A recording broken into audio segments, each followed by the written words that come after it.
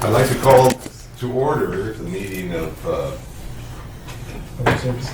Public Safety Committee. Thank you. September 24th, 2024. Pledge of Allegiance led by Tom Hazelwood.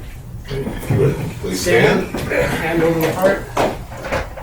Ready? Begin. I pledge allegiance to the flag of the United States of America and to the republic for which it stands, one nation, under God, indivisible, with liberty and justice for all. Thank you. Be seated.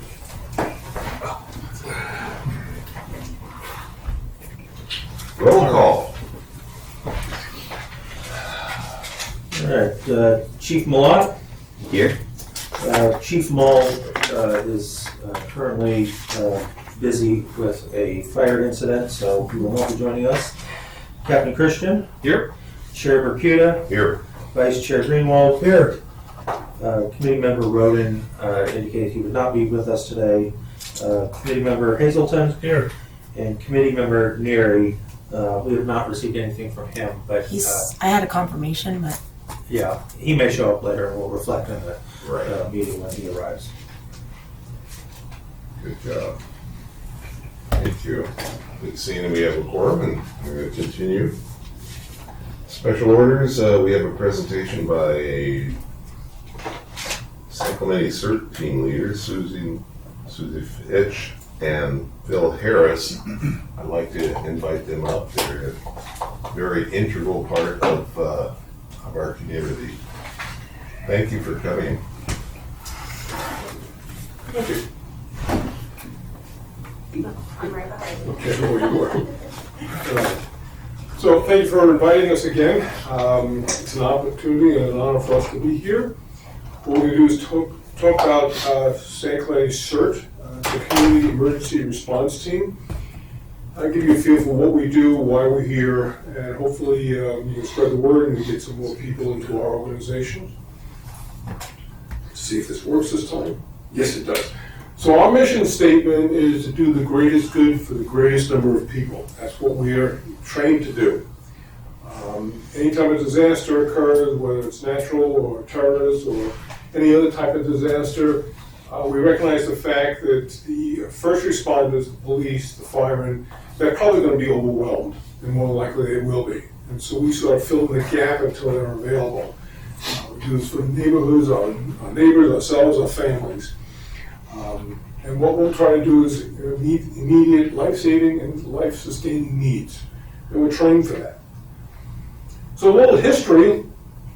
Back in 1985, the LA Fire Department sent a group of volunteers, unfortunately they weren't trained, down to Mexico City for any earthquake.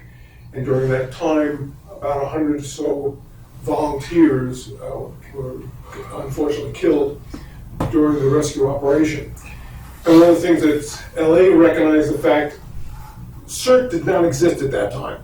And so they created a community emergency response team and developed a course, developed how the way it would work, and then it was spread out throughout the entire nation. So if you go any place within the United States, you will find a CERT organization.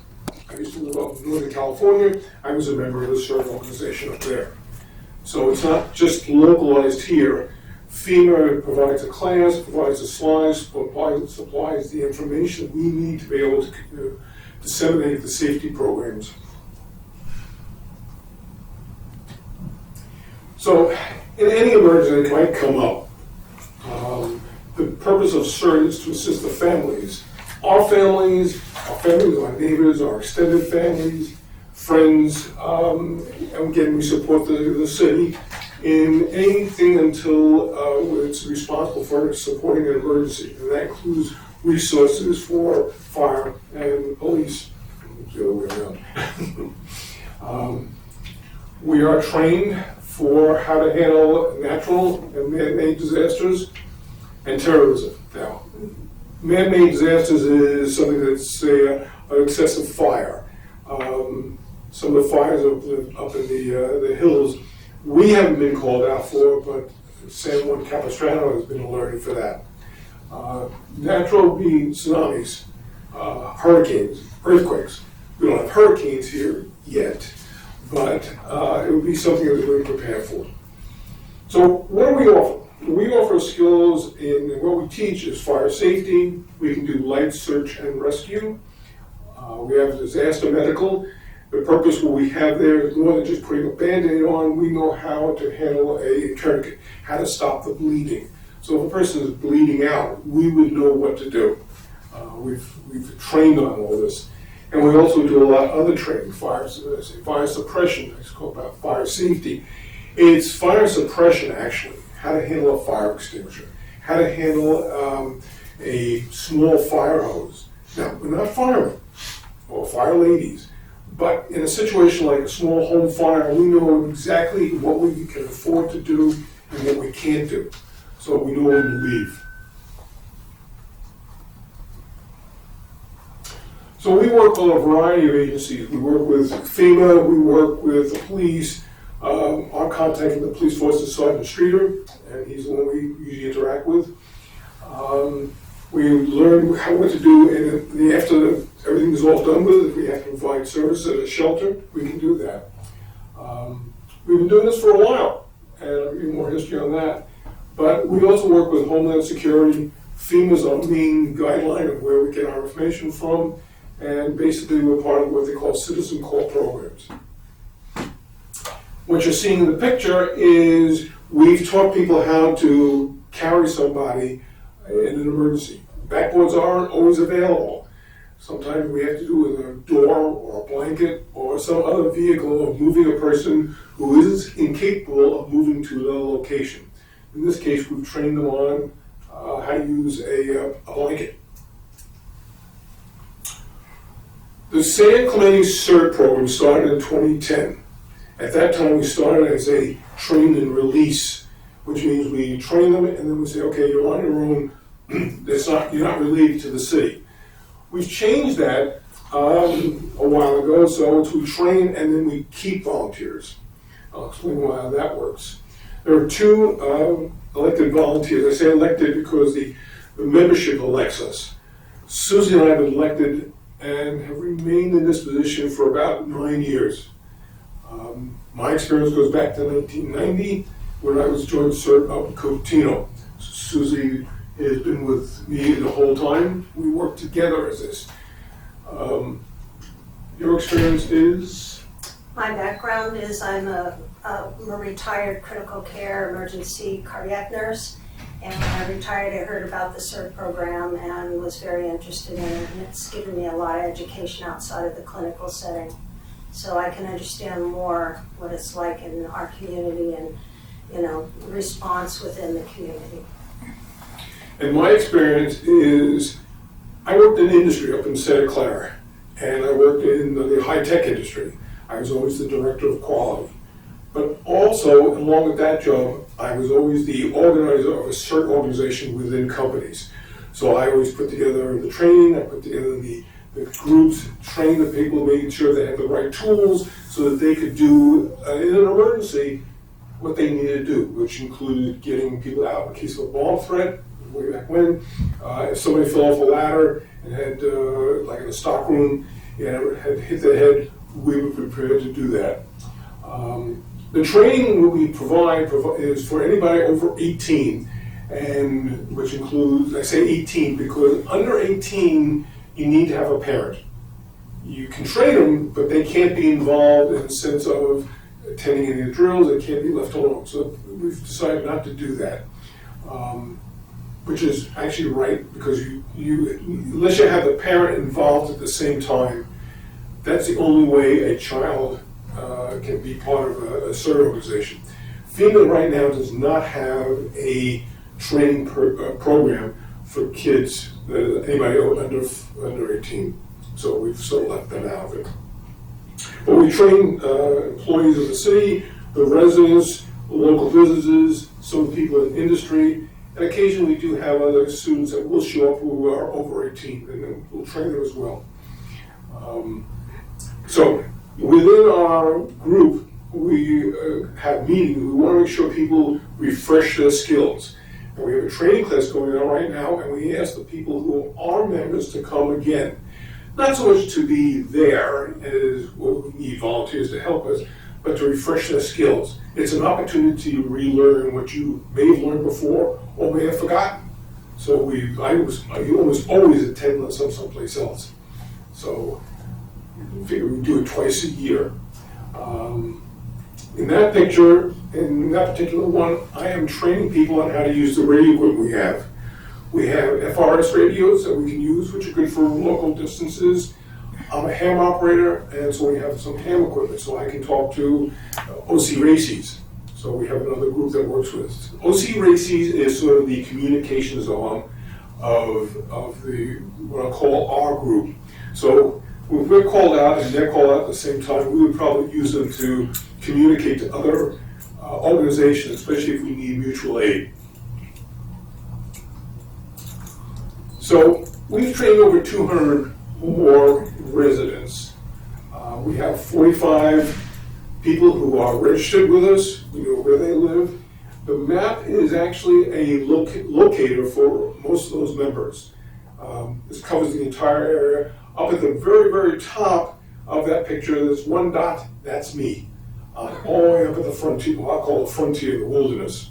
So if anything happens up there, I'm it. Trying to get more people. We've had a training session up in Talega, and we got actually a good response. So we've got people who want to be up there and be protected. So we have I'll call mutual aid relationship with San Juan Capistrano. We work together. We've got a nice relationship with them. It's different from the mutual aid that's with Orange County, which is all the different cities. But we have a closer relationship with San Juan Capistrano. We actually work together to participate in some of our events. We participate in some of their events. FEMA offers this class, which is what we're offering. It's a 20-hour class. It's free. There's no obligation on the people who attend, meaning you can come to the class, take the class, learn all about it, but we're not asking you to be, and it's not a requirement, to be part of CERT. At the end of the class, we will say to you, you have the option of joining the CERT of your city. If you want to, you give you the forms, we get you a life scan, and then you'd be responsible for that city. So in a class like we had in Talega, we had about 2 or 3 people who actually joined the city, which is good. Everybody else, and this is the way I started, learning the skills to keep your own family safe. And that's very important. So that's how. In that particular picture, we are running a triage area. You see there's a person on a backboard. We've learned how to pick up a person on a backboard, how to put them on the backboard properly so we don't injure them in case they have a back injury or a neck injury or a spine injury. We have enough people that we know how to carry a person without injuring ourselves. So again, we don't want to get injured. We don't want to become a victim. So there have been many disasters in San Clemente, thank goodness. But besides that, we promote preparedness within the community. We provide safety at various events within the city. We distribute material, that's pamphlets, books, things of information. We provide, we are at several of the booths, like Ocean Festival, National Night Out. We've been at the Fiesta Musica Festival. We provided support there. The Ocean Festival there, what we do is we maintain an open pathway so that emergency vehicles can get through in case there's needed. And so that's down between the Marine building and the railroad station. Shamrock Run we're down there. It is a purpose of us being there is that people have to run under the tracks and they run down the stairs. So we're there, make sure those people stay safe. Stairs get very slippery from the sand. And then we have the car show. So the pictures here, the top one is National Night Out. It's where we give out a lot of brochures, information, but we also do training right on the spot. You'd be surprised how many people do not know where their gas meter is, or even how to turn it off. So we'll teach that at the class. I don't typically show them how to turn it on, because I know you can't do that. but it's not hard. You just leave it the other way. The one below it is Susie and I were doing a table for the Ocean Festival, and we were handing out brochures, talking up CERT and asking people if they want to join the next class. We didn't do it this time, this last Ocean Festival, because we realized people were more interested in surfing than safety. So, but we were there for the purpose of making sure people were safe. So we worked with the police at that point. We have a training class. We are publicized on the website for San Clemente. We have an Instagram site, so if you can look and see what's going on as well. We are in a process right now of having a training session. It started last week. It'll run for 6 weeks, Thursday night. And then there is a Saturday morning session, which is actually a simulated drill. We create an environment for the people, and then we send them out there and we say, okay, do what you have to do based upon what you see. And there's usually a safety person with them, somebody like myself who might be along with them to make sure they don't get in trouble or they don't do something that would get them in trouble. So they're never without an experienced person. But it's an opportunity for them to actually see what would happen in a real environment and how to react. Usually they have to go into a dark room. Sometimes we have real victims, and sometimes we don't. Real victims are people who we actually make sure that they can perform as a victim. Scream, yell, holler, maybe have some blood on them, but at least give them a feel for what it might be walking into a dark room and hearing people yell at them. So that is currently going on. That's what CERT is all about. Great. Questions? Yeah, I've got a couple. Sure. There's equipment involved in this, and the brochures and all that. Who handles, where do you get your funding? So some of it comes from grants we've gotten from Ocean Festival. We've usually handled that, so let you answer that one. Some of our reimbursement was through the Ocean Festival, and as Nick is fully aware of, we had a major theft of emergency supplies at the yard in January of this year. So we have pages and pages of things that were stolen. And one of them was all our radios. And thankful to the Ocean Festival, we just served at the last Ocean Festival, came to about 95 hours of our volunteer work, and then we applied for the grant, and we got new radios. So they have been very effective in our events recently, and we also want to thank Rachel and the city of San Clemente, who has also funded us and supported us with our needs as well, not only in CERT gear, but in just the city emergency supplies. Right. Specifically, do you have a budget through the city or a private firm, or what? How do you handle that? Our budget is through the city. Okay. Rachel's our go-to person, and she has been very supportive. That her position, do all of you know Rachel's position? Or should she stand up and introduce herself? Rachel Perez. I work in the engineering department, public works, but I've also started taking over a part of the emergency management program. We do have a budget for emergency management. A lot of that comes from the SONGS grant that we get back every year as well, and that helps fund any needs that CERT needs or that we need to replenish supplies for our emergency management. Great. Wonderful. So that's applied every year, I'm sure. Yes. It has to be re-upped and applied for and all that, because the city isn't going to give stuff away without knowing what they're giving it to. Right. Is as far as the equipment that was lost in January, how's that coming about to replace, replenish?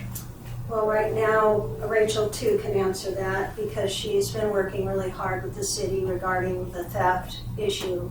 We did have CSI come out. We also had sheriffs, I immediately called the sheriffs and they came out.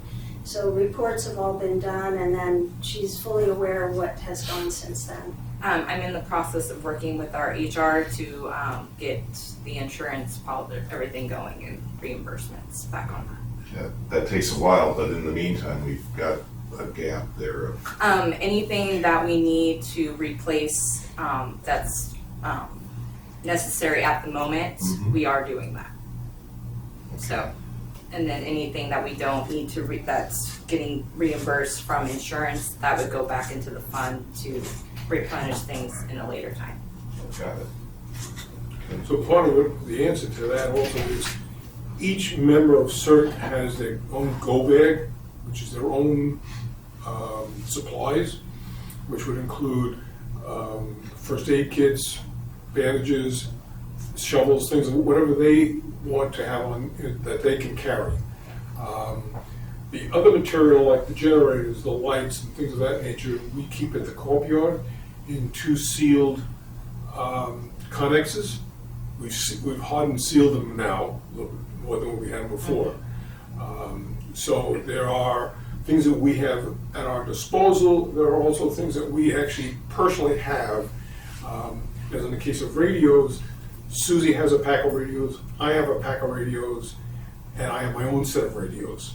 So that if there's an emergency that came up, we'd be self-sufficient for a short amount of time. Good. Anything that we can do to help your program? Oh my gosh. First thing that comes to my mind Yes. is a very kind member of our CERT team who's been a part of it for many, many years and who currently is suffering from a variety of illnesses. But out of the goodness of her heart, she did purchase an ICS, Incident Command Center kit, and it was stolen. The value is about $300. That's one thing Phil and I have said. So if we were called out, we did have to function as a team. We have a table, we have a chair, and we can set that kit up, and it has all the documents that we need. So we're not like trying to scramble documents. And just a way that we can pretty much set up our own command center wherever we are called out by the city or police or, the sheriffs or even fire, because we want to be available to them and we want to be efficient, but we also want to be self-sufficient, so we're not only relying on them, even though I know many of them will be setting up their own ICS. Okay. So, and a little more of that. The ICS program is an incident command service system, I should say. It is something that all of the CERT members are trained in, and so that if you would call us out, we'd be working with the same concepts that the police and fire work with. So it's not just a hodgepodge of, well, we'll do it this way, we'll do it that way. There's a defined procedure and protocol which we use. Yeah, integrate with all that. You mentioned $300. Is that what you're looking for? Well, that would meet that need, which is the first thing that comes to my mind, mainly because, I feel bad about this member who contributed that and then having it stolen. But it also is a very functional part of our ability to set up, if we need to. Right. We've given Rachel some priority items, and as of today, we're going to be able to very thankfully pick up our power kits and the solar panel that we had available to us. Our generators were stolen, both of them. They were brand new, essentially. And so we don't have generators anymore. Yeah. So, I sent you the list. We could prioritize some items. Okay. Great. The committee just talked among ourselves, we will give you $300 out of our own pockets We're gonna Well, donate. that's very generous of you, thank Will you you. charge you a check for $100? Whatever, Okay. we're grateful, Yeah. Thank you. we appreciate it. Well, the idea here is that we're well behind the program, and we know how important it is to the community, and we stand right up and help out. That's why we ask, so appreciate that. Okay, go ahead, Mike. Also, I come from an area where we really supported CERT, and it would be interesting to find out how much a go bag would be. And I don't know if you have something kind of like SOS in the valley, in the Sacramento Valley down here, and not to be exorbitant, with red lights and sirens and stuff, but with the really necessary stuff to turn off the gas bells, to have tourniquets, have stuff like that, kind of what an average cost would be, and find out if there's people all over this town that we could write some grants for. Maybe we could get some grant money so that every graduate walks out with their green helmet and their vest and a bag. So. We do have CERT gear available so that every graduate does get a helmet, safety glasses that are qualified safety glasses. And also they have, we like to give them knee pads because that's also helpful. And then we have the backpack, and we kind of just, well, that's about it that we can give our members when they graduate. I know, like you said, in other cities, they can give you a lot more, but it's our inventory. We also give out the polo shirt when they have become a member, and then ID. We make sure that everyone has an ID that they must wear in any kind of event. Most of the go bags that people have are personalized, but I think from the standpoint of what do we give them, there's a couple things that, in the last presentation I did at the training session, the one thing that they being the students happened to see that they liked was I carry I'm not sure what it's called, but it's a tool. It looks like an axe. It's only about that big, but It's like a multifunctional. I can turn off the gas, I can turn off the water, I can, if I had to break a window, I could without getting myself damaged or hurt. I think they go for about $25.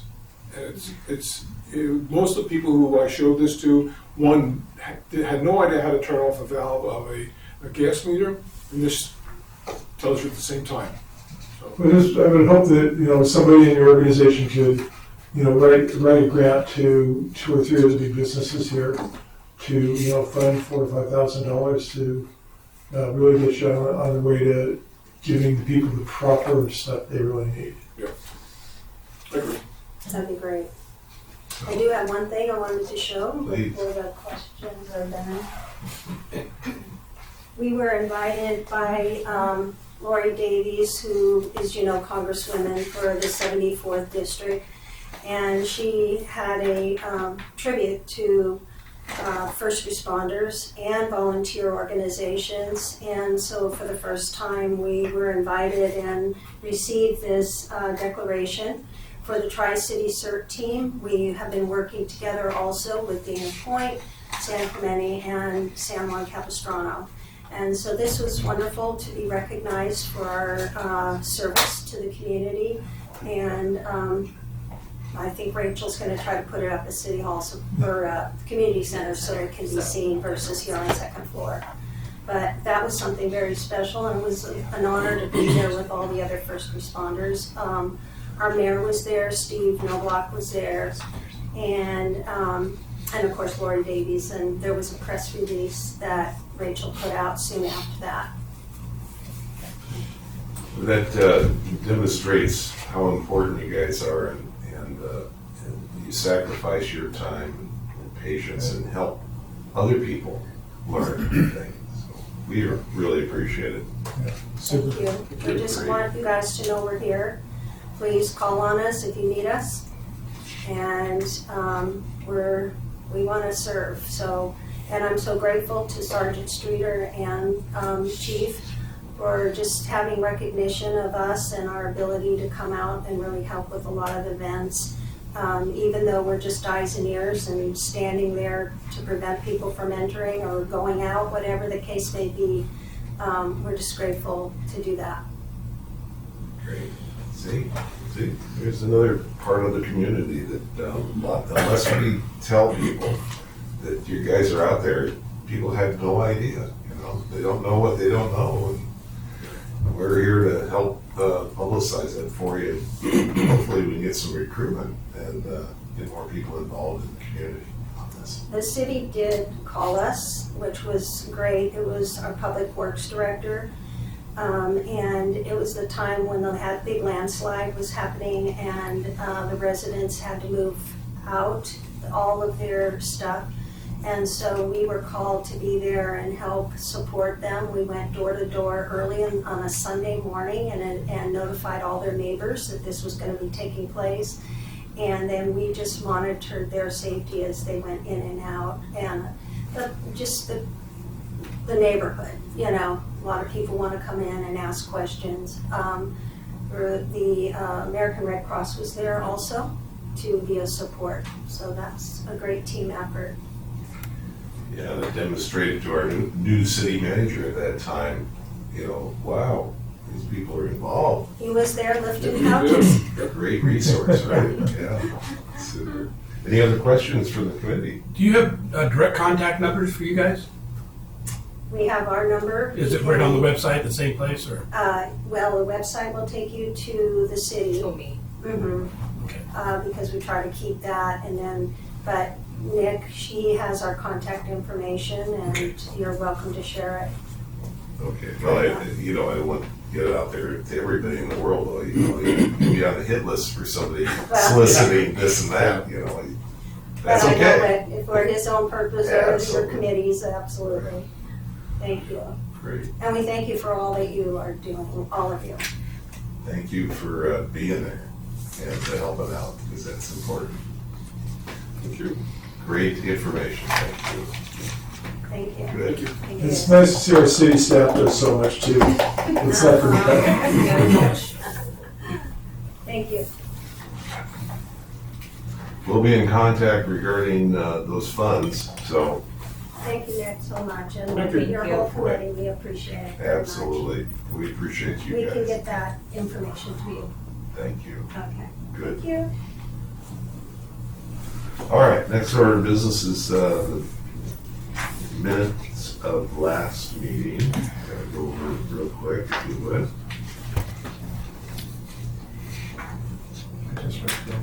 Mhm. I thought we had this from memory, it's in here about the public safety and the neighborhood watch, but 15 is good.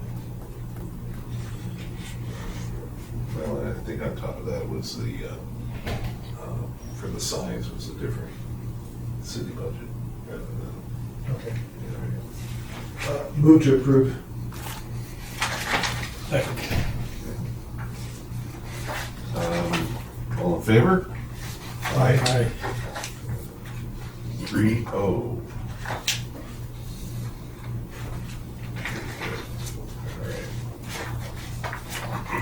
Moving right along. Oral and written communication, do we have anything to put out? Anybody, any letters from the community? Any? No. Good. All right, so the next order of business is we're going to review the code compliance performance measures. If you would.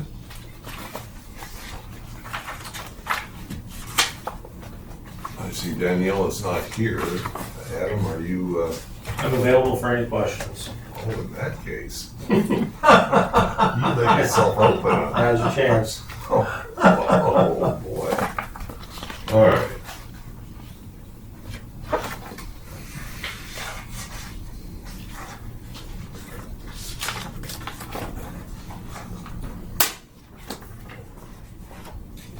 And I see Trevor in the audience also. Good.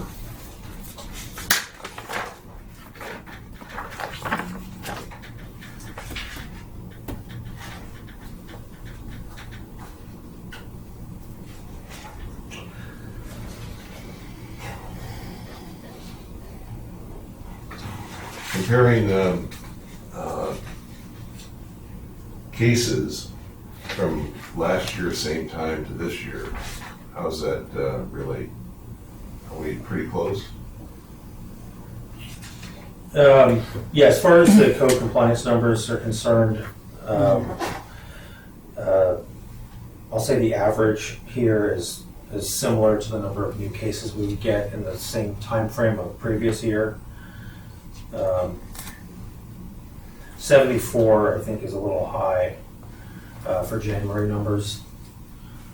One thing to keep in mind on both the code compliance and the park ranger numbers is these two programs are both going through a little bit of a transition in reassigning certain duties. So there were a number of things that the code compliance officers were doing that the park rangers are slowly taking on, and that's more of the code enforcement activities out in the public areas of town, which could include beach areas and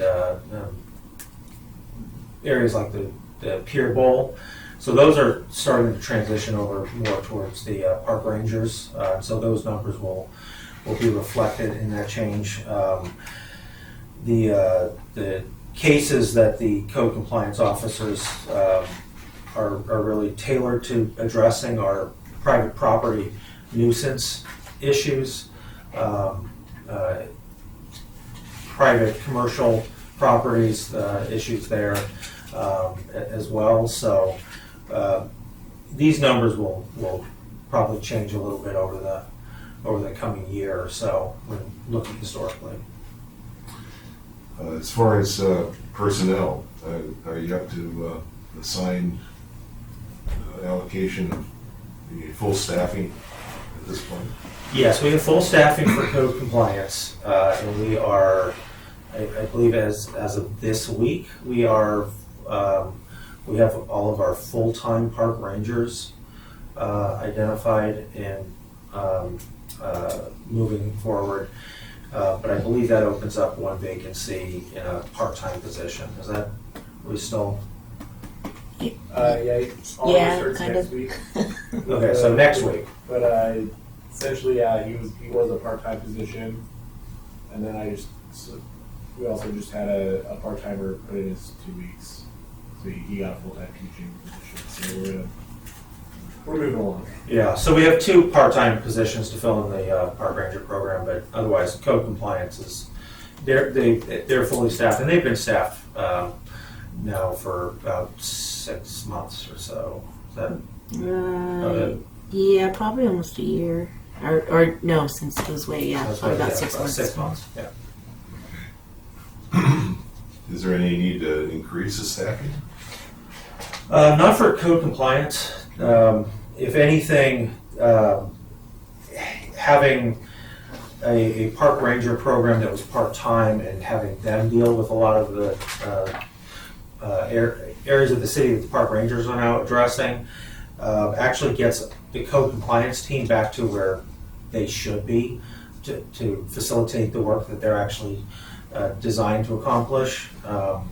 And the increases in the park ranger program are going to help that, having the capacity to take on the enforcement of municipal codes in the public realm. So it's all positive. It is. Yeah. Yeah, so you're, without increasing as I understand, without increasing code compliance staffing, because you're offloading onto the park rangers because they have additional staffing, the code compliance folks could be more efficient and handle more because they've got less other little responsibilities and can concentrate on that thing.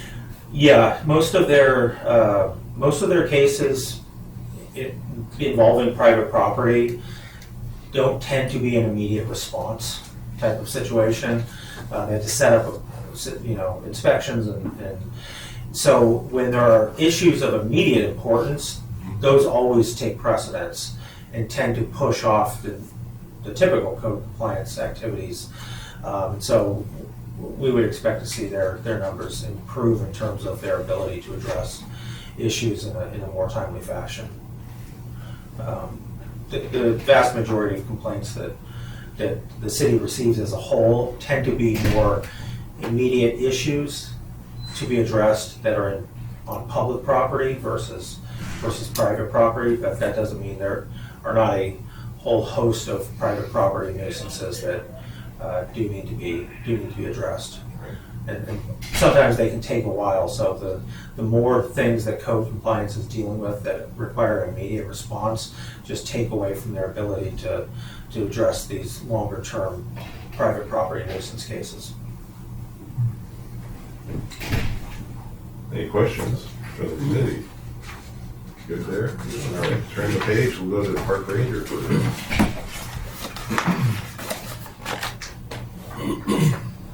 staffing. We talked about the park ranger.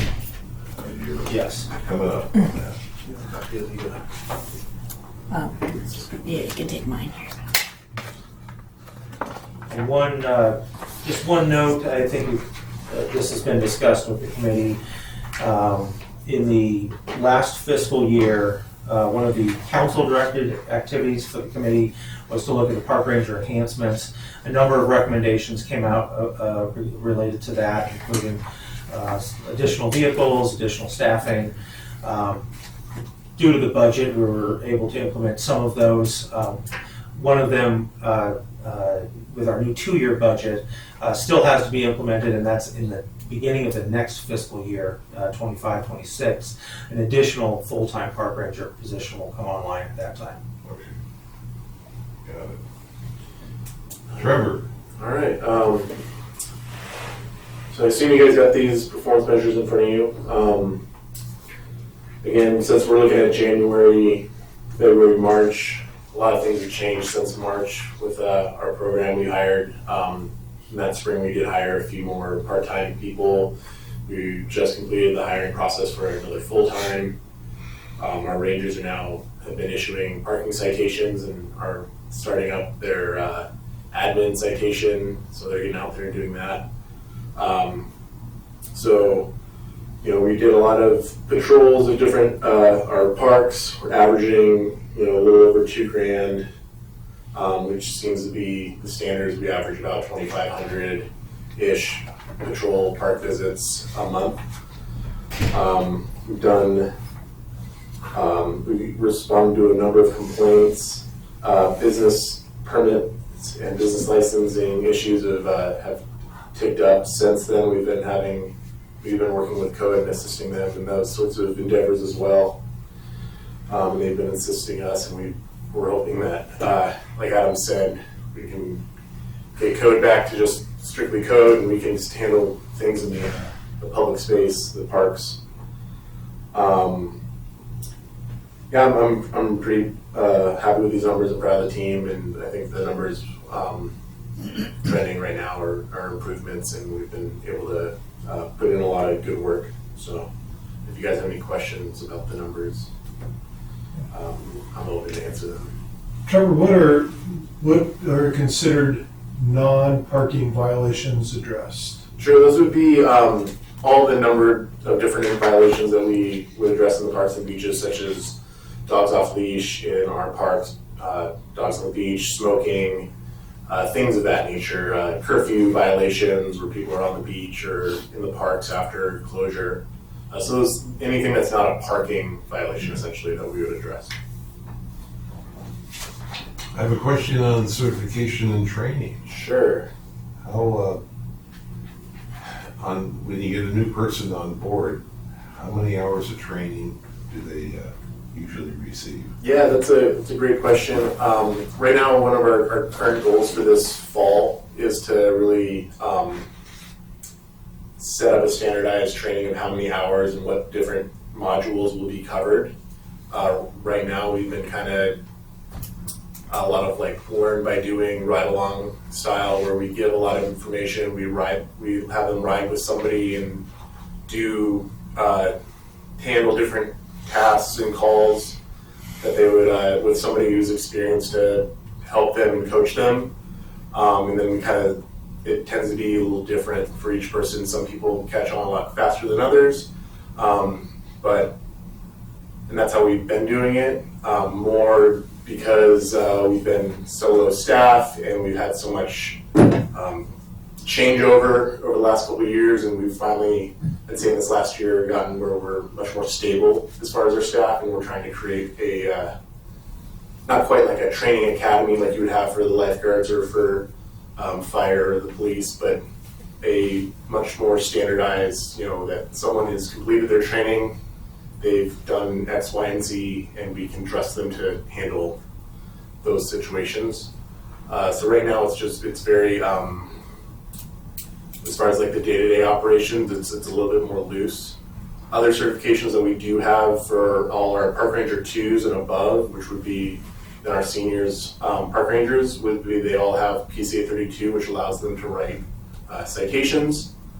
We're working on different trainings. We've been setting up our in-house trainings, especially with our guys that do enforcement, on how to write tickets, how to handle different scenarios, situations. We're working on getting a new a de-escalation training coming in for our Rangers to help them be able to learn some of that verbal judo and be more productive when they're handling situations out in the field. We're looking into increasing their capabilities in first aid, CPR certification. While that wouldn't be necessarily a duty that our Rangers would have, it is something that we would like to be able to have our Rangers do more than call 911 in an emergency and be able to render some level of aid. So we're really looking into our training this fall. It's one of our big goals, and I think January I have a much better answer than what I just gave. So as I understand it, you're working on a formalized training program. Yes. That you could actually go back and somebody says, was this guy trained on this and this and that? And you can, here's a list and they've been checked off and who the training officer was and all those good things. Yeah, exactly. Yeah. Good job. What do you need as far as resources? What do I need as far as resources? We outlined that, I thought, pretty well in our enhancements document. We've touched on a lot of that stuff. We're still growing and seeing how we've implemented quite a few new things from that. We're hiring the new Ranger. We're setting up our trainings. I don't have a firm answer on exactly what we need.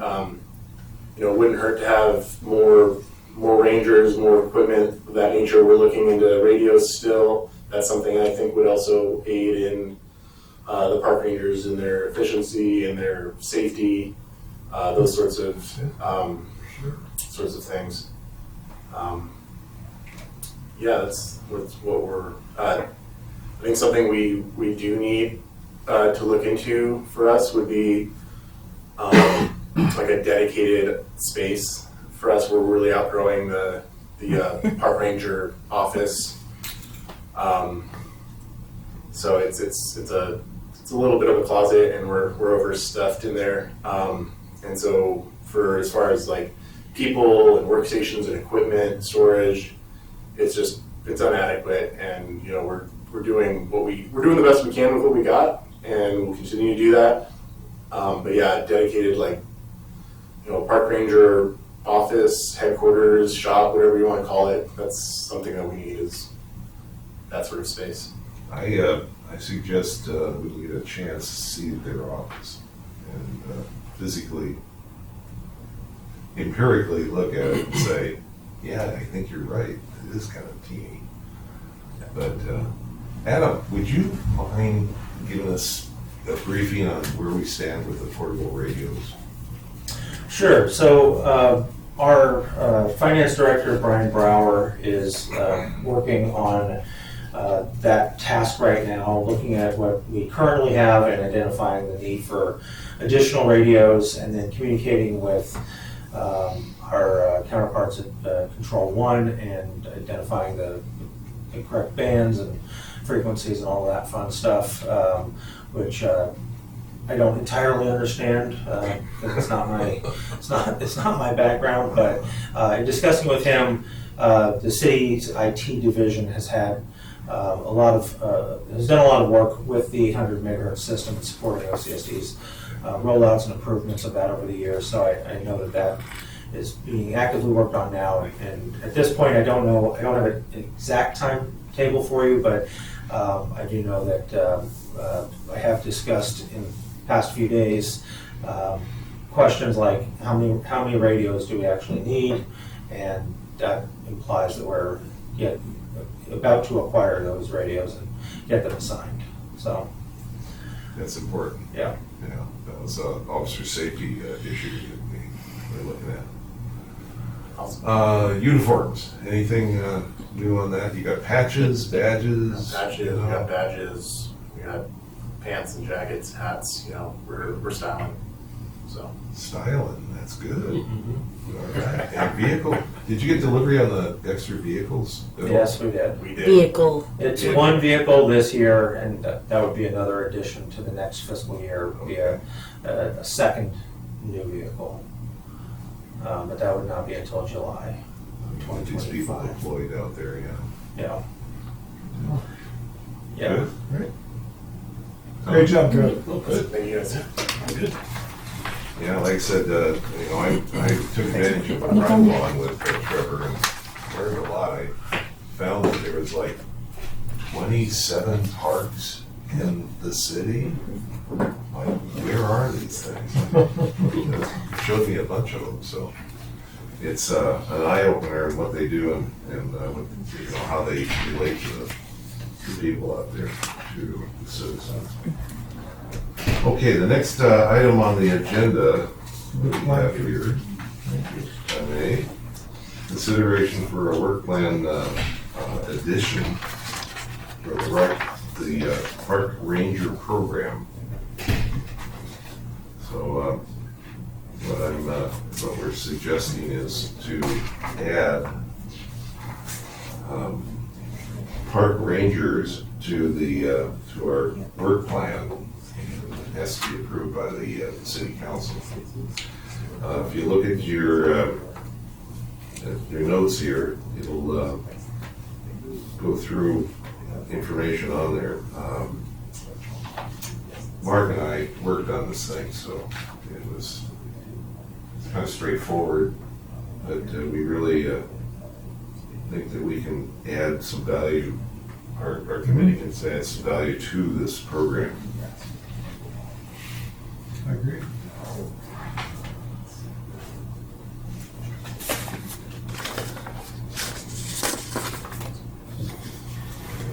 Do you, I got a motion. well, I just wonder if,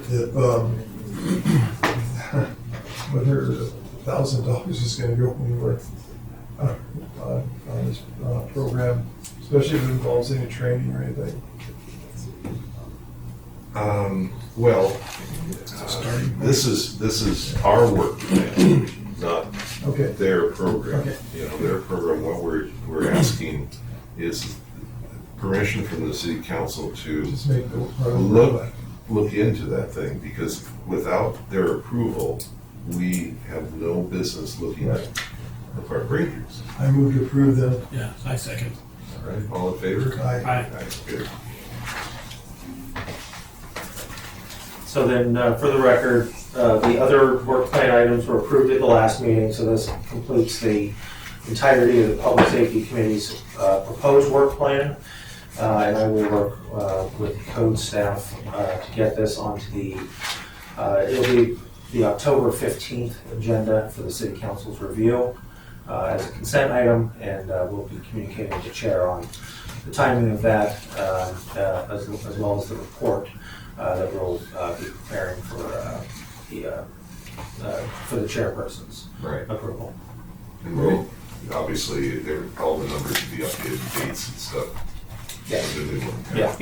It's updated on the draft that you have right there. Yeah. So that's what we got. Okay, so there's, let's see here. You've also included the other work plans behind the park ranger one. Yes, and those have all been updated per the request from the last meeting. So we've made all the changes that were directed, but during this meeting, you want to just kind of scroll through it and let us know if we missed anything. Otherwise, what is included in your packets as item 2 will be the complete work plan, and we'll just be putting a staff report or resolution together for the city council's consideration to approve it.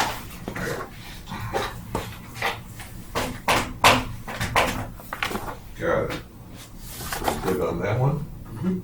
Good. Unfinished business. We're gonna look at the annual work plan items, one by one if we may. Communication of disaster preparedness project update. Well, communications was one that Adam talked about with the park rangers, you know, with the portable radios. That was important for us. Disaster preparedness, we're just, can you tell us where we stand with, are we close to hiring somebody for a disaster manager? So I've had a few conversations with the city manager about this. There are some considerations right now as far as what that position actually looks like. I will say that the discussion has been, I'll say, expanded to incorporate some other council directions related to the public safety department as a whole. And so one of the things with this position is ultimately where it's going to be located. So historically, it's been in Public Works, and the approved position is currently budgeted in the Public Works fiscal budget for the next 2 years. However, the position, as we found, would be better suited in a public safety department. However, right now, the public safety department is it's basically OCSD's contract, OCFA's contract, the ambulance contract, and then marine safety. And so there isn't much of a department established yet. And so we're looking at some opportunities as part of this process to identify the position is how to also establish more of a public safety department, because that emergency management position, while staffed by, I would say, some exceptionally qualified people in the past, it was really not able to effectuate the kind of program that this city deserves based on the, I'll say, the education that they needed to do within their own department just to get the traction for the types of things that we know we need to do. We feel that in a public safety department, that position is going to flourish a bit more. And so that's still being discussed. However, I think we're getting close to identifying a kind of what the parameters of that position look like and how it would fit into more of a public safety department role. And then it would be much better aligned with our sheriff's, fire authority counterparts, and public safety, generally speaking. So park rangers would be under the public safety. That would be my goal. That was part of our recommendation in the enhancement program that we discussed previously. And as emergency management, especially with the tasks that we have ahead of us to accomplish, after the local hazard mitigation plan is done, we still have an emergency operations plan that needs to be updated. There's a number of other similar types of plans that need to be addressed, and having that group kind of together working on this, especially with the county emergency management folks, the Orange County Emergency Management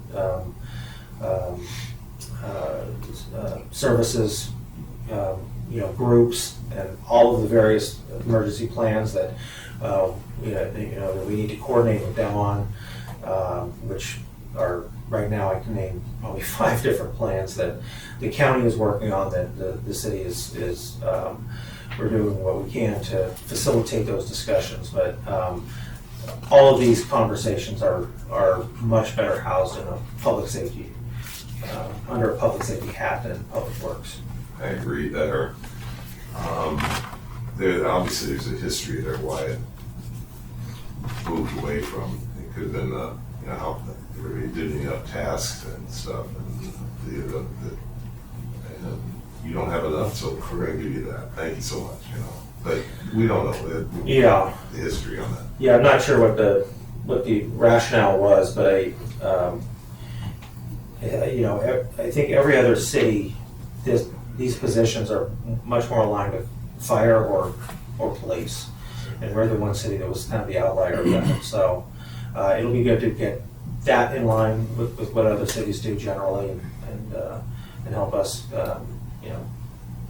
accomplish all the tasks that we need to. Well, our committee has pushed in the past to, see what we do about adding a public safety, somebody that's designated specifically to update all these plans and stuff like that.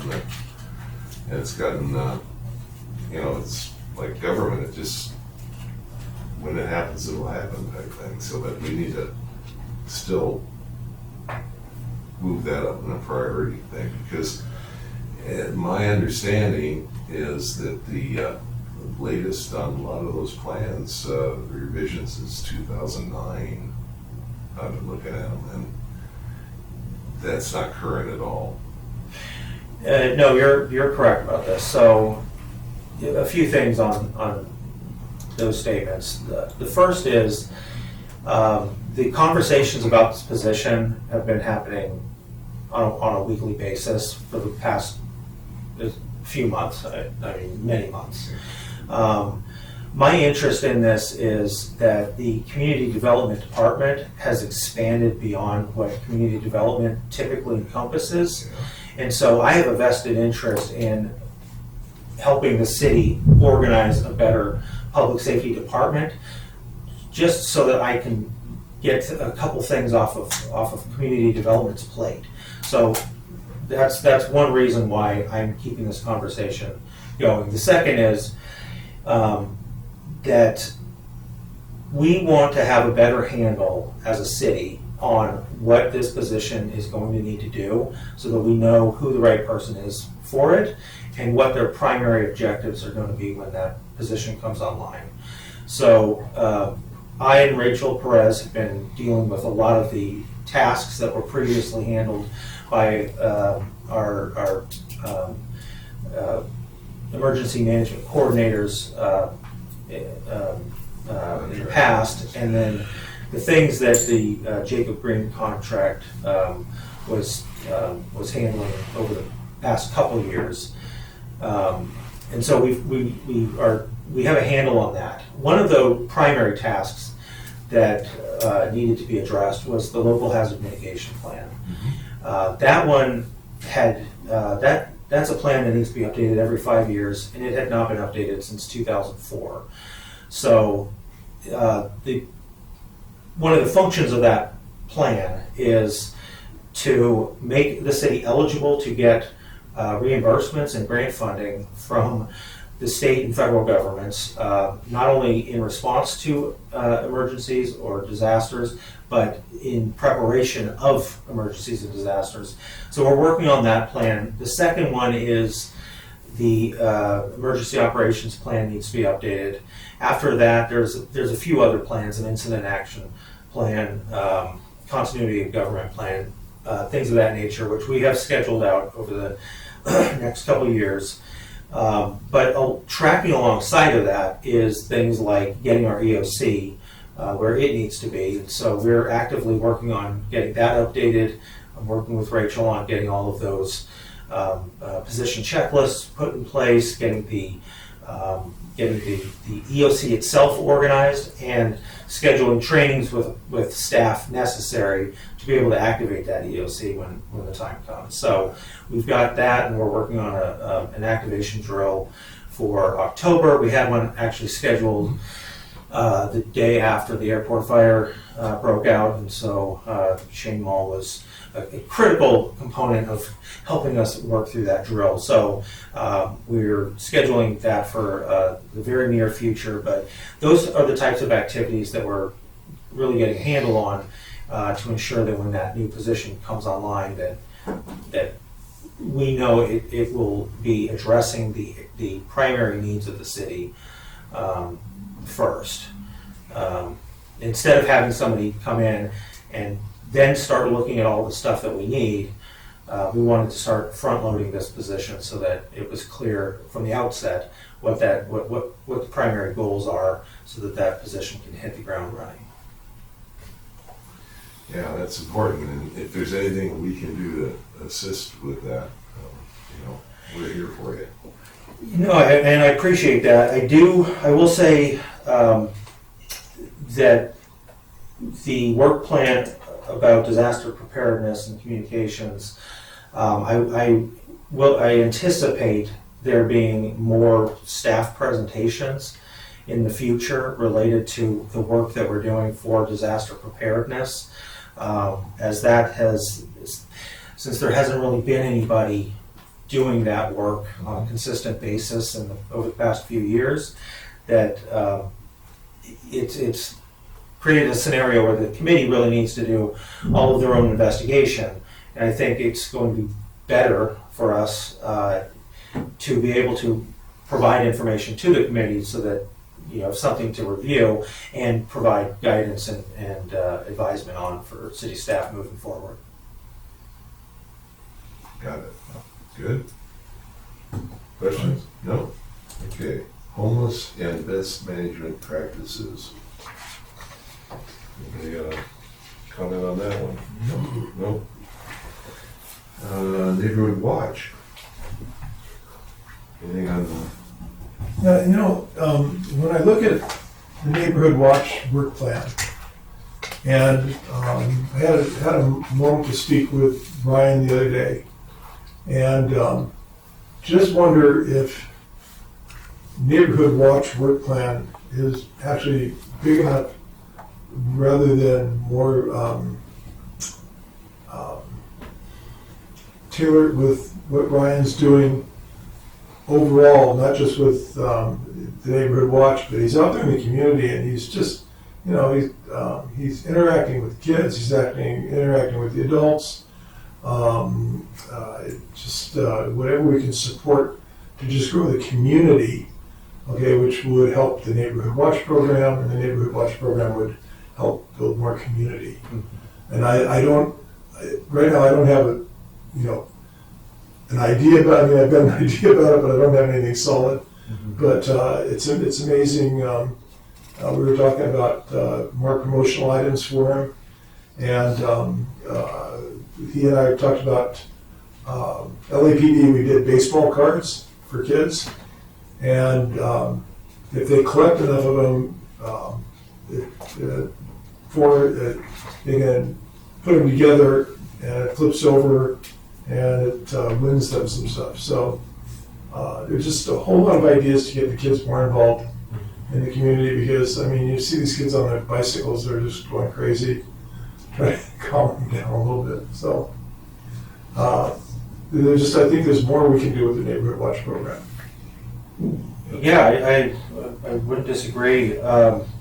Maybe over the next year, we could use the neighborhood watch program as a kind of a test project to identify ways that the city can better support our crime prevention activities, and hear from Ryan on a regular basis, so that for the next work plan in 25-26, maybe this work plan turns into something more about crime prevention Yeah. generally. That was my idea. Yeah, makes perfect sense.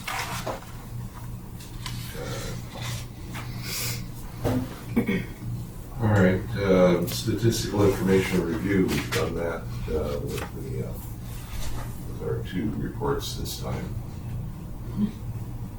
Human trafficking, let's see, we've got, Mike, do you have anything on that? No. Nothing current? Okay. Down to e-bikes and traffic safety. Nothing, Nick. Chief, did we have any incidents in human trafficking? Not that I'm aware of. Yeah, I haven't heard either. Thank you. Those are escapees. Yeah. Okay, there's a note here, review of additional restrictions specifically regarding age limits for riders while carrying passengers. I can tee this one up. So this item stemmed from the Public Safety Committee's recommendation to council to adopt an ordinance to regulate e-bikes on public streets primarily.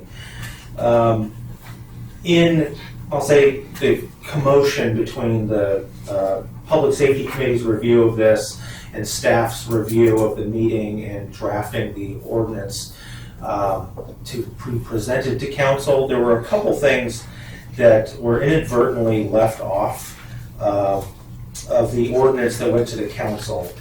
And it was committee member Roden who I think identified this before it went back for the second reading. And at that point, the city council just wanted to adopt what they could so that these laws would become effective, but requested at that time to send the specific age restriction language back to the Public Safety Committee for review.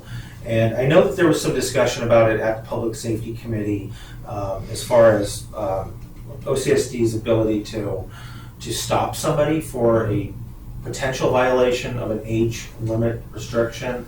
And it's not that OCSD couldn't enforce it once it's found, but they're just not going to stop people who they think look under a certain age. So I don't know that there was too much discussion on this at the council meeting. I don't recall that there was, because it wasn't an agendized item at that time. But I do remember there being some discussion about the age limit requirements previously, and specifically, they are the ones related to, I want to say it's on page,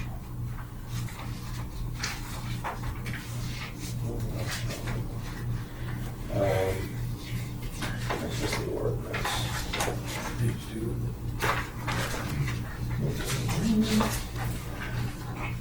Is it Okay, Page so 8. it was, I think it was under passenger restrictions was one, and in the version that the Public Safety Committee was reviewing, I'm looking on page 8 of the agenda packet. It's within the ordinance that was presented.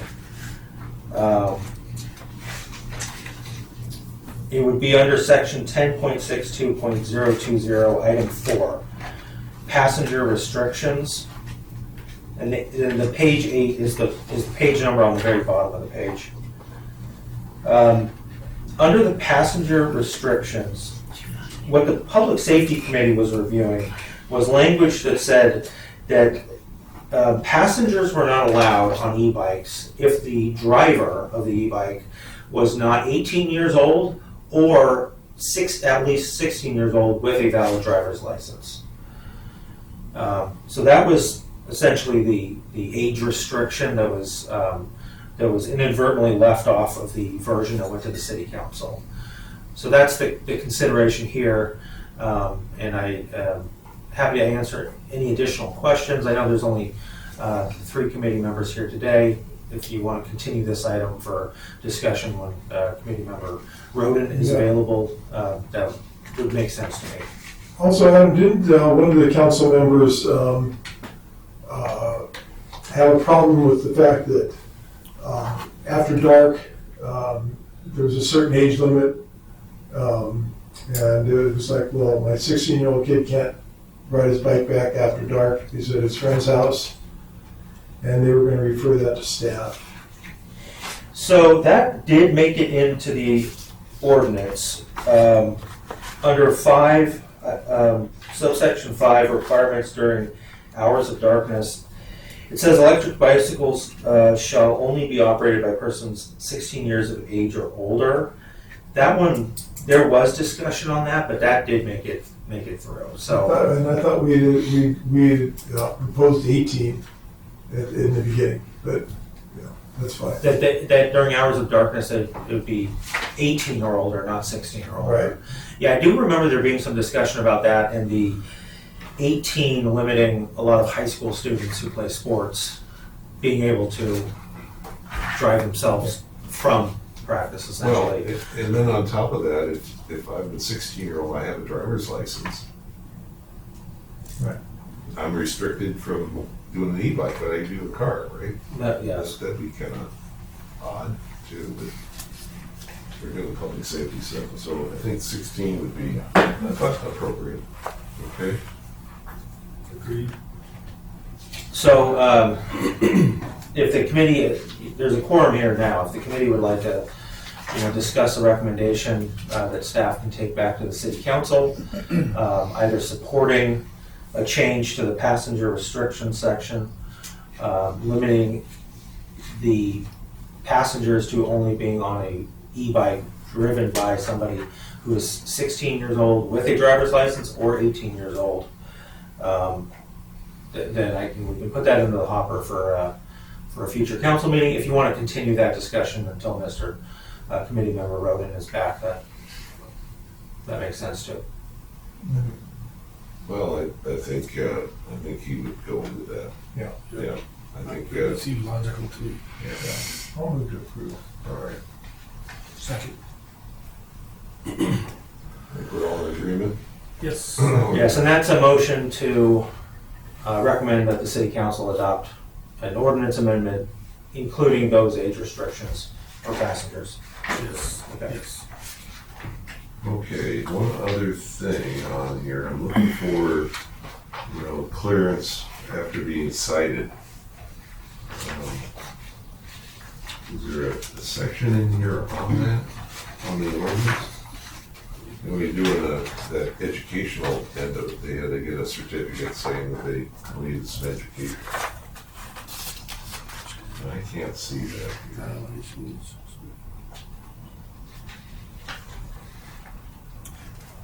See, You're talking the enforcement and penalties? Yeah. page 10 and 11. Yeah, this is the, we discussed this at the last meeting, that after, Well, here it is on 2, under C2, page 11. yes, Okay. Let's see, required the city approved training and education class, safe operation of electric vehicle, bicycles, payment of the cost. For such class shall be the responsibility of the offender. Proof of completion provided in the city police services division within 90 days. Blah, blah, blah. Okay. I got a little input on that, if you would. I've been trying to research where in the heck we're going to find a certificate program on all that. Well, the governor mandated the highway patrol come up with a program, okay? And in fact, he's got 2 programs. One's a bicycle safety program, and the other is an e-bike safety program. Well, it took me about half an hour to go through the bicycle safety course, and I got a certificate suitable for framing, if you like, and good information on it. I'm about halfway through the e-bike one because I didn't know that there was an e-bike one, So have some more input on that, but that one is free through the CHP. And you print out your own certificate and stuff like that. There are other programs, and American Bicycling Education Association, they are charging $35 for their course. But you get a family one for $100. So, I'm not sure exactly, still some more work to be done on exactly what the city's gonna approve on that. I'd like to get some input from the other committee members and maybe Jay, if you would, get an idea on that one. So, The Highway Patrol made it really easy for us. you would. The downside perhaps is, the kids being very electronically where they just punch out another, hey, see, I got a certificate too, How do you, and so I got a call in Sacramento to ask him those questions. How do you know if it goes to that person rather than, my friend took it and he's selling these things. Yeah, so there needs to be some kind of a tracking number or following number on it. You would think. Okay, so, I would think so. I'll have more of it next time Mm-hmm. on that particular subject. Because if we're gonna recommend that in the ordinance, we gotta come up with some, a solution or a recommendation, all right? So at least I'll do that. Okay. Let's get back to it. Any more on the bike thing? No, okay. So that wouldn't, so the city council would then not approve that agendized item unless they stated that to be determined at a later date. So we can get the main stuff approved. Let's say that the training program will be coming. Well, it doesn't say what the training program is. It says there will be a training program. Okay. So it's they've got to approve it before they can put a training program together. Okay. We're spinning our wheels without approval from the city council. Gotcha. Right, Adam? What do you think? No, the city, once this becomes effective, the city could identify a training program After the fact. at any point in time. Okay. And, it may change over time. We'll probably just adopt the best training program that's currently available at any time. Sure. And I'm just kind of inquiring on this thing because I hadn't heard any other agencies doing that, but apparently they are, because the Highway Patrol is in their website. It says if you get cited for bicycle violation, whatever, you have to come and present this certificate of completion of the training. So there's something there going. Okay. Good. Technology review. Okay. Anybody got anything on that? I've got one on there. I'd like to present it as a possible agenda item and a recommendation to the city council. There's at least 3 cities, 2 in California, 1 in Illinois, that are currently providing rebates for security and alarm systems to the members of the community. And so I did some background searching on that, talked to people. This one comes from Locking Out of Flintridge. They are getting some positive responses on the thing, and they've re-upped it a couple of times. We're looking at a one-time rebate for up to $250 for purchasing a home security alarm system. They have a budget, city budget of $10,000 they've allotted to this. Because you gotta allocate allocate some money if you're gonna rebate the stuff. They have another program of security camera rebates, one-time rebate up to $100 rebate for the purchase of a security camera only. And they're up to $15,000 on their budget on that one. What they didn't have, or couldn't find from the staff member that I talked to, is a budget for advertisement. Because you gotta advertise this program some way, you know, online, but also they get positive feedback with the press. You may have to add money to that type thing. Taking out ads. Is that for new systems installed or for people that have it already? We have to look at that. Yeah, you go through the stuff, you have to, there's a whole form, and you have to validate this stuff, take pictures of it and all. Most of these systems are well over what the rebate is. Sure. Okay, but at least it encourages people to do that, and it's designed to help law enforcement, you know, track down folks. Like you have, for example, I have on my front door I have a Ring camera, and I can see down the street a little bit and all that. Okay, neat. Well, if there's a burglar, bad stuff, who knows what, I can at least, when the detectives come around canvassing, I said, okay, yeah, you can play my Ring camera, and they come up with a license plate number and or a vehicle description or a person description. It's just another tool in the bag for law enforcement. Right, Jay? 100%. Got it. So it marries on with the flock system.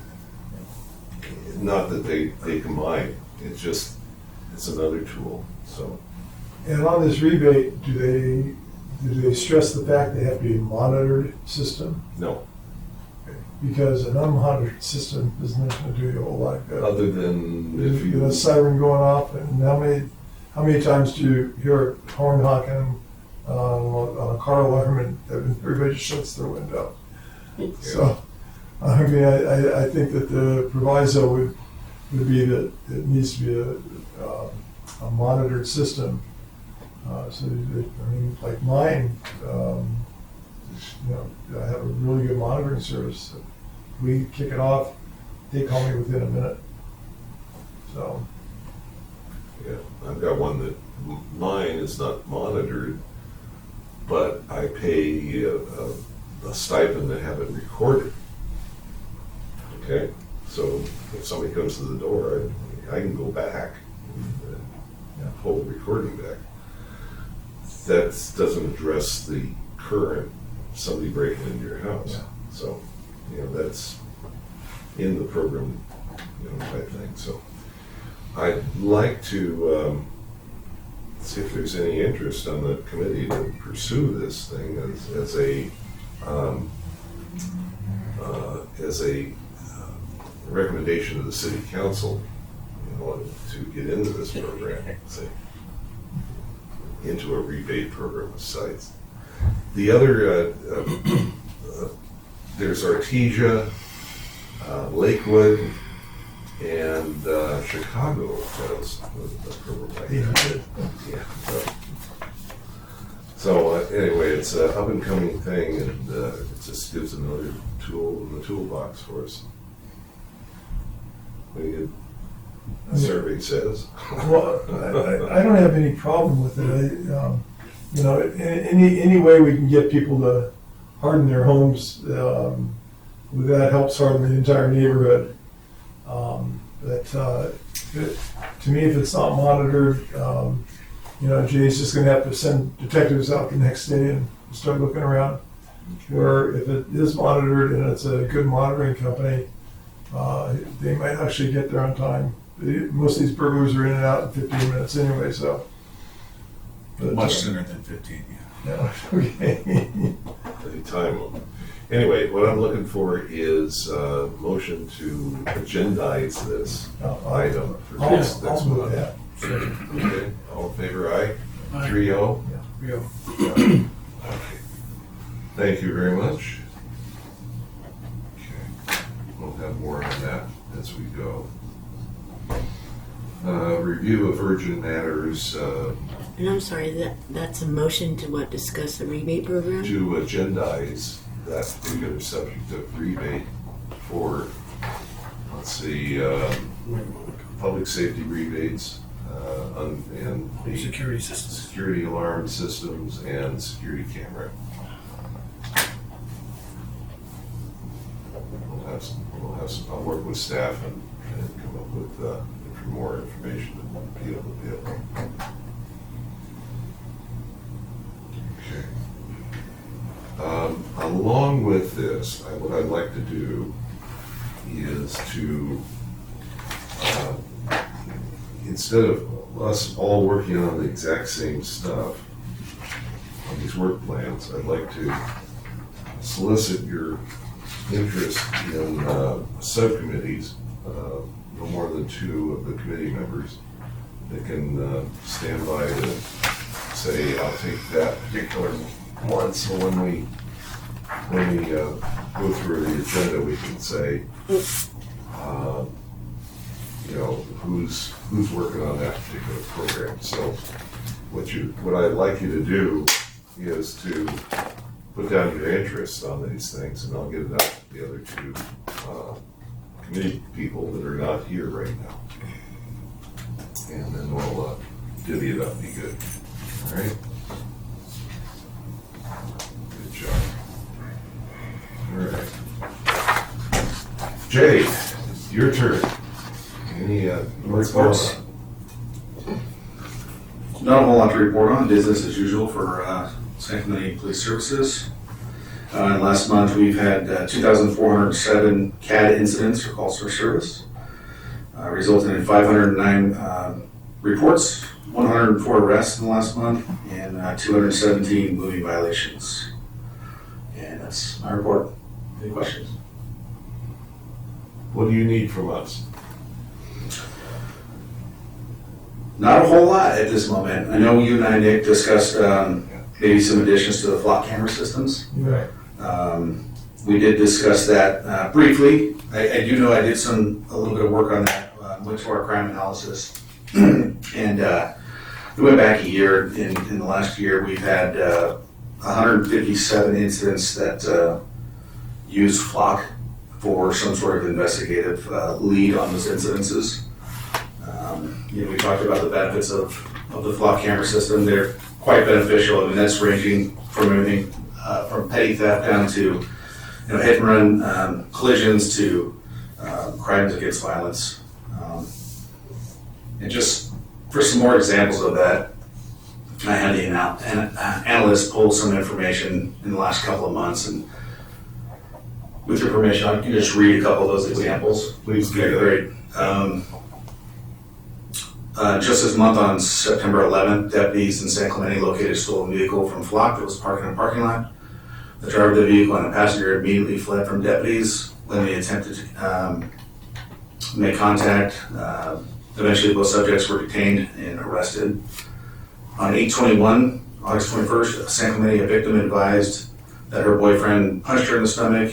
When she revealed that she was pregnant, the victim provided a make and model and stated that the suspect's vehicle was registered out of the area. She also provided a name. With the assistance of our real-time operations center, the analyst at the time that was listening and working on the call was able to locate the vehicle using the Flock system and provided that information to the deputies on scene, and the suspect was later located and detained. On August 21st, San Clemente patrol deputies were dispatched in reference to a male who was already wanted for domestic violence and assault with a deadly weapon and broken into a residence. Upon arrival, deputies were unable to locate the suspect or his vehicle and requested the real-time operations center check the Flock system. Later, this vehicle was detected by Flock cameras in San Clemente driving towards the northbound 5 freeway. A San Juan deputy saw the notification and began patrol checking the northbound 5 freeway. and almost immediately was able to locate the suspect traveling northbound. A felony car stop was conducted, and the suspect was determined to be driving the vehicle and was taken into custody. On August 14th, the informant was assaulted by another driver in San Clemente. On arrival, deputies stated that the other vehicle had fled and was wanted for assault with a deadly weapon, and provided a good vehicle description and a partial license plate. Using the FLOC system, the Real-Time Operations Center once again was able to locate the suspect vehicle, provided the license plate, the registered address. San Clemente deputies were able to utilize the information to find the vehicle unoccupied at a later time. The suspect was ultimately not located, and this investigation is ongoing. On August 1st, the South Gang Enforcement Detail requested additional deputies to Maxburg Park in the city of San Clemente reference a gang fight. Investigators advised they were treating stab wound victims, attempted to detain several subjects throughout the park and suspects fleeing, and provided a vehicle. Real-Time Operations Center was also involved in this call, started monitoring. She was able to utilize cameras that were being live streamed on the deputies, determined a direction of travel of the vehicle, and then also utilized the FLOC camera system, and was able to get a plate associated to that vehicle.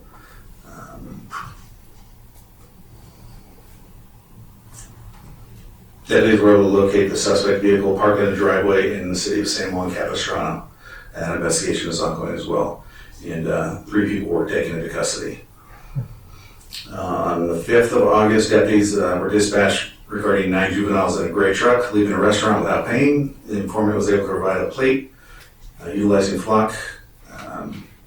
The last location of the vehicle was provided to the deputies, and contact was made with the suspects in that case. And then on July 16th, the informant in San Clemente reported that the truck hit her vehicle, pointed a black handgun at her, and then fled the scene.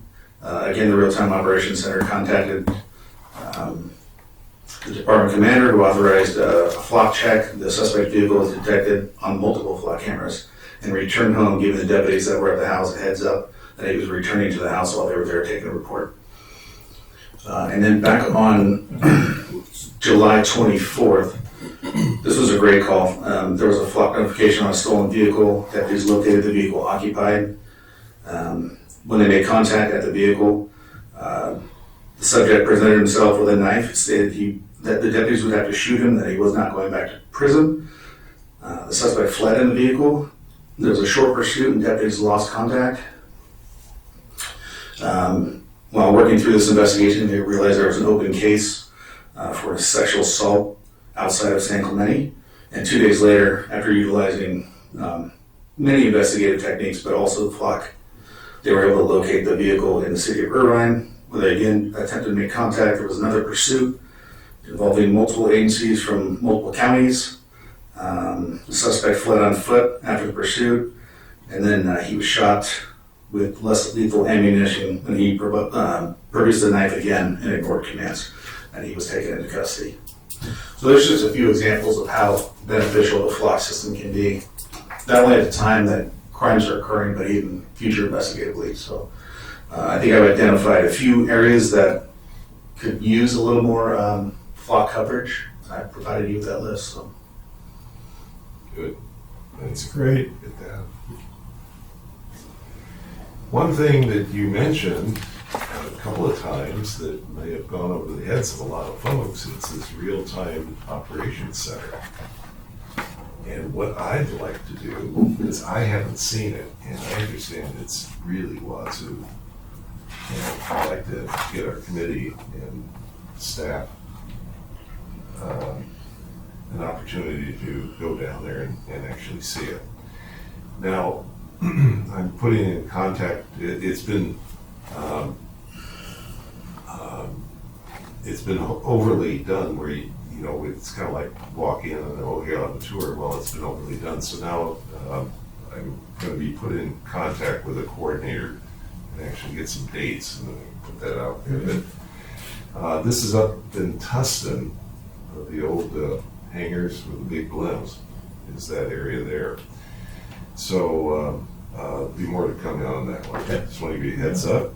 And because I think we'll all enjoy what the new thing, and we can, and the flock system is one of the first things that this committee did a number of years ago to get involved in that. And this is the fruits of that later on thing.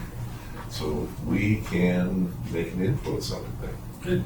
And now they're using that real-time operations center and the other tools together and going after the bad guys. Okay.